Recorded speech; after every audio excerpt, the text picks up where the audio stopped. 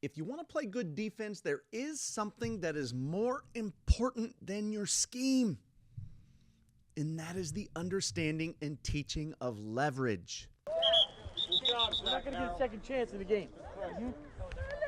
Welcome back to the channel. We're glad you joined us today, and today's topic is one of my defensive favorites, the understanding and teaching of leverage.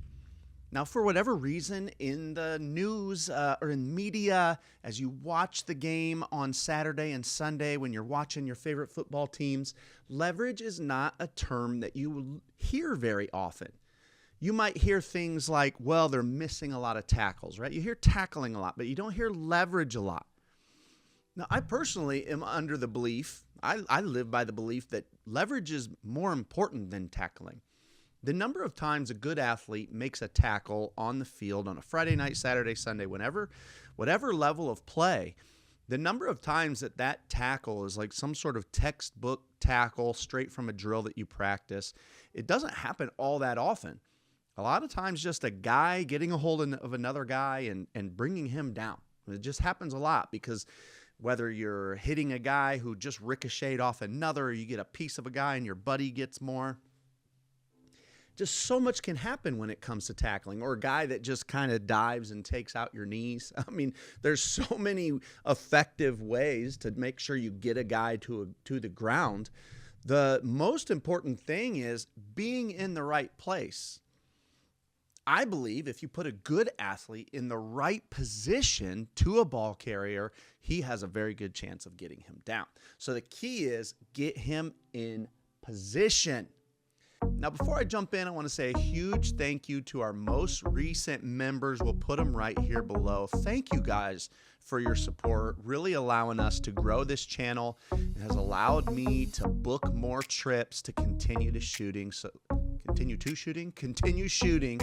that we can keep providing great content for you guys. We believe in high-level content. We believe in paying our speakers. So you guys that are supporting, whether it's by subscribing or joining, are really helping us out a lot. So we want to say thank you. Back to our video. Today, instead of listening to me on the whiteboard, I've brought in a special guest, Cody Gardner. Now, Cody Gardner and I go way back, but he is now coaching in Utah and is the defensive coordinator at Corner Canyon High School. Corner Canyon, one of the top high school programs in Utah, has won the state championship at the highest division in Utah 2 of the last 3 years. That one year they didn't win the championship. They were runners-up. They beat IMG this year, IMG Academy. You know them well. Before that, he helped turn around Park City's program in Utah.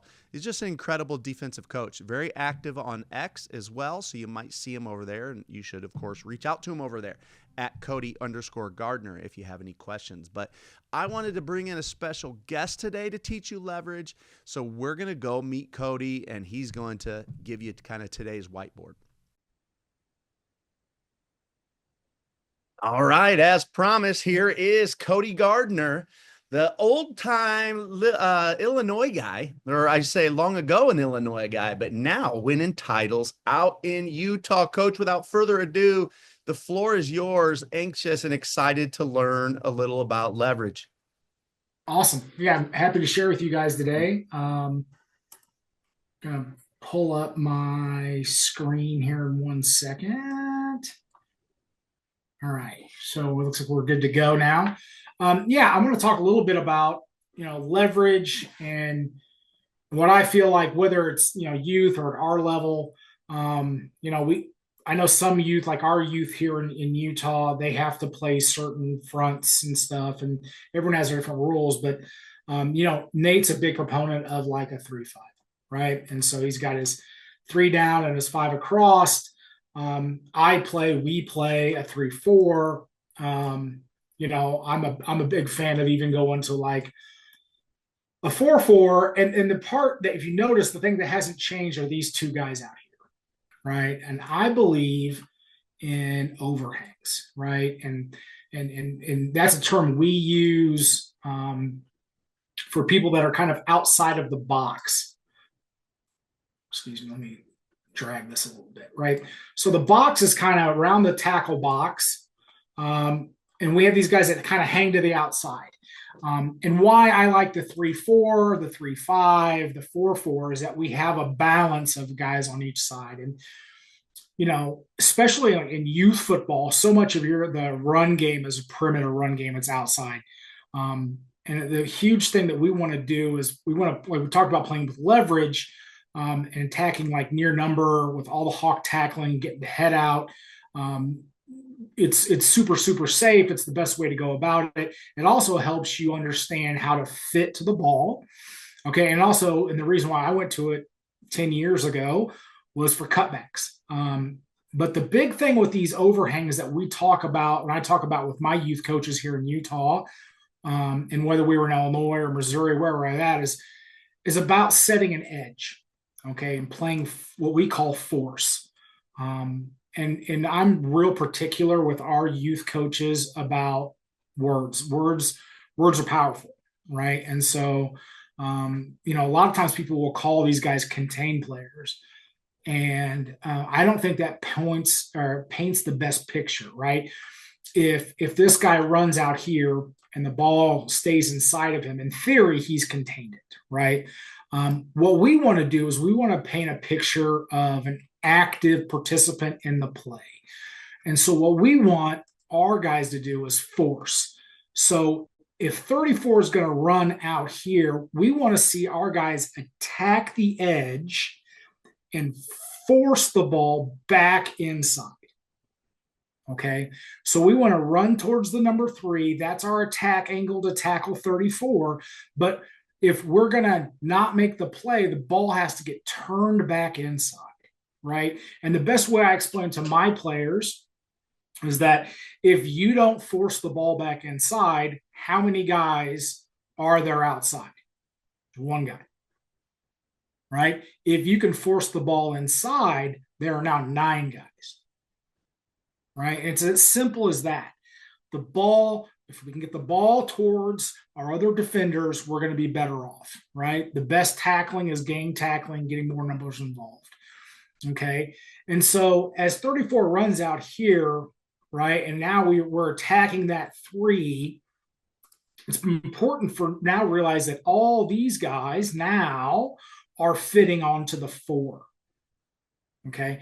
So we talk about force defenders, right? The corner is a secondary force defender. So if the ball were to get outside him, he would want to force it back into the other 10, right? Now, anybody inside the box, right? Anybody inside the box for us is the opposite of a force defender to spill defender. Okay. And what spill means is the ball needs to get pushed out to our force defenders. Okay. And so that this guy now is going to push the ball out, and we create like a vice.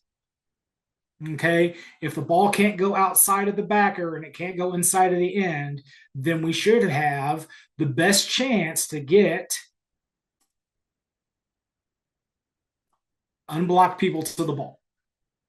Right? That's our goal. Okay. When it comes to leverage, we want to force the ball into a vice between multiple players. Right? That's the hope. Okay. Now, what you say is, well, coach, we're not a 3-4. Great. You're not a 3-4. You don't have to be a 3-4. But even if we're in Nate's 3-5, excuse me, right? We're in the 3-5. Okay. So now we still have the force defender. We have 6 people that are spilling, right? The ball goes this way. All right. This backer is now going to set his force. He's going to force the ball back inside.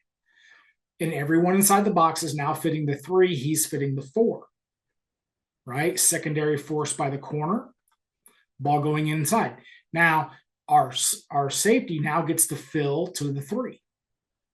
I know it sounds horribly simple, but it really, really is. So if you can pick, if I'm in charge of my defense, I'm going to pick a structure that allows me to have these overhangs. These guys are crucial for success in the run game. Okay. You can put as many people in here as you want. You can do whatever you need, but you have to be thinking about, how do I force the ball back inside? Right. And so realistically, the idea that I teach a lot of my younger coaches that are on my high school staff, right? Because let's say you're not always going to see spread. You could see double tight, right? Nate loves a good wing, right? We can bring another running back in here. Okay. Well, we wouldn't have all this space, right? So as the box grows,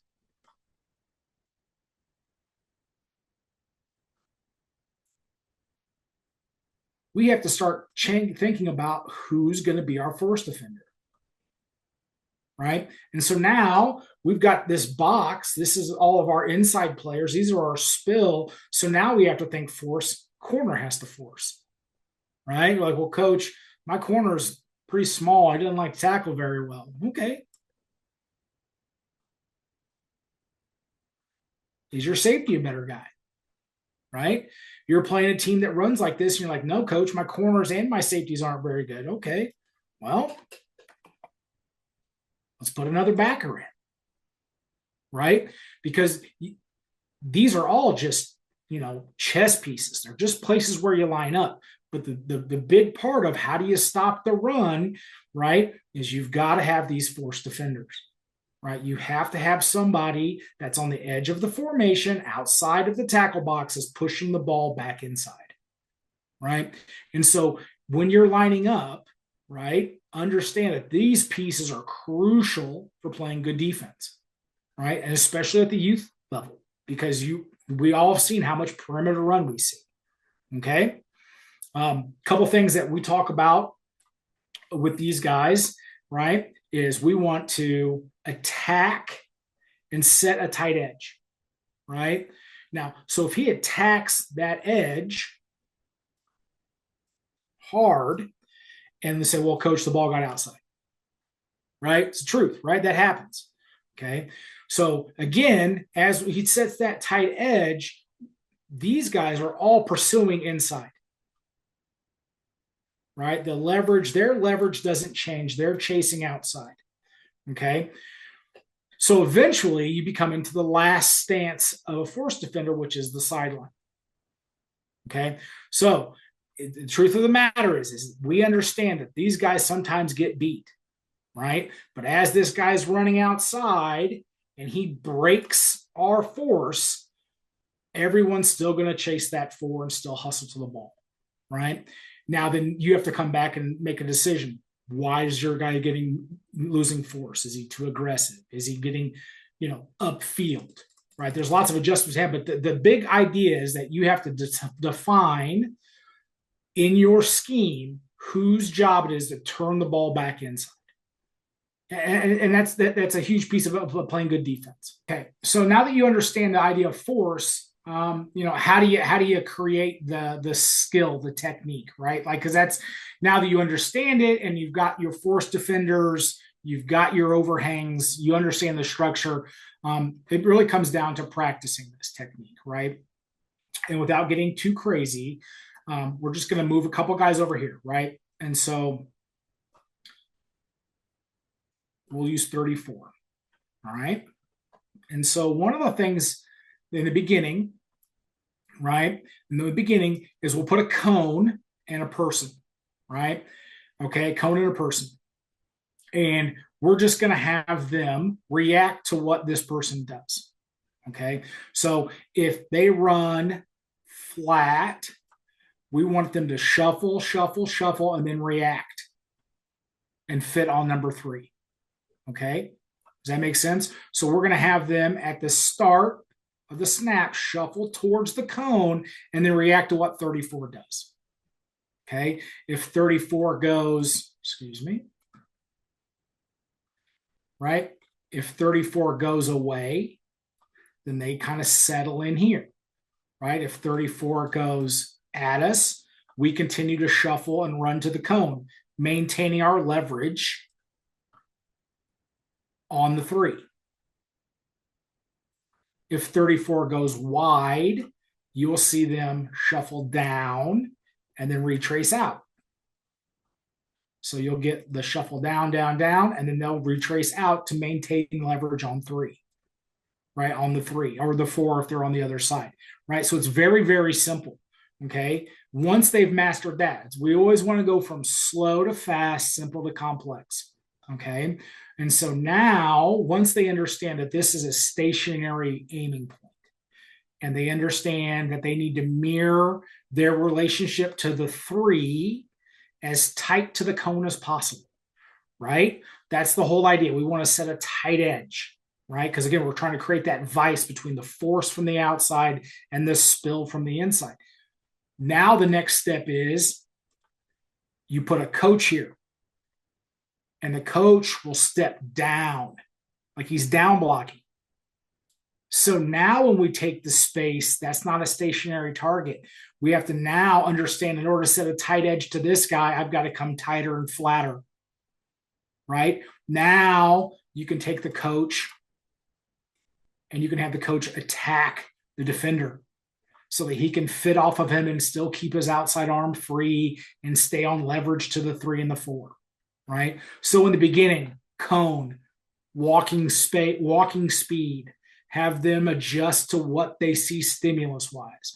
Then increase the speed. Once they can handle the speed of the running back and adjusting to the stationary cone, add another layer of complexity with now a moving target, right? The cone is now coming at me. It's taking my space away. I have to adjust my point of attack. Now the tackle's going away from me. I have to regain the space that the tackle just took from me, right? So that's how you start to build those techniques and those visuals, right? You're talking 7th, middle school, 8th grade, they get going. You can start to turn it into a 2-man drill and start getting your safety involved or your backer involved in running the vice. So now you can toss the ball to 34. He comes down, sets the edge. The backer now, as he runs out, your backer is running to the 4. You've got this backer running to the 3. Now they create their vice, right? Once they have that, then you could even turn that into a tackling drill, right? First guy fits, second guy punches out. You start layering these pieces so you're reinforcing a technique and working on others. That way you're getting 3 for 1, 4 for 1 in your drill time. But the big part in the beginning is picking a structure that allows you to create force from the outside to push the ball back in, right? And then teach them that technique, slow to fast, simple to complex, and just work on it a ton. Give them different looks, add 2 blockers, add all the different variables you'll see. But essentially, you're training those movement patterns. Well, thank you, Cody, for sharing with us. Cody and I, defensively, schematically, we're different schematically. But when it comes to leverage, we are very much the same, right? Your leverage really is so important to your defense because it allows you to not give up big plays. When you see big plays happen on TV, it's usually because somebody was not pursuing with the proper leverage, right? An inside hip player got caught playing the outside hip, and that allows for that big C word, the cutback. And cutbacks lead to monstrous plays. Well, thanks so much for joining us this week. Hey, this Friday we'll be in Fort Myers, Florida, creating content for the website, for our YouTube channel. So be sure to stay tuned for that. But you could also join us Friday night. We'll be in Fort Myers at a neighborhood clubhouse there, and we'll get a little good food catered, have a drink together. So if you want to come hang out with us and talk some ball and just meet some other great coaches, DM us on X and we will give you the location. Otherwise, look forward to seeing the content from that night, and we'll see you right back here next week to talk some more ball.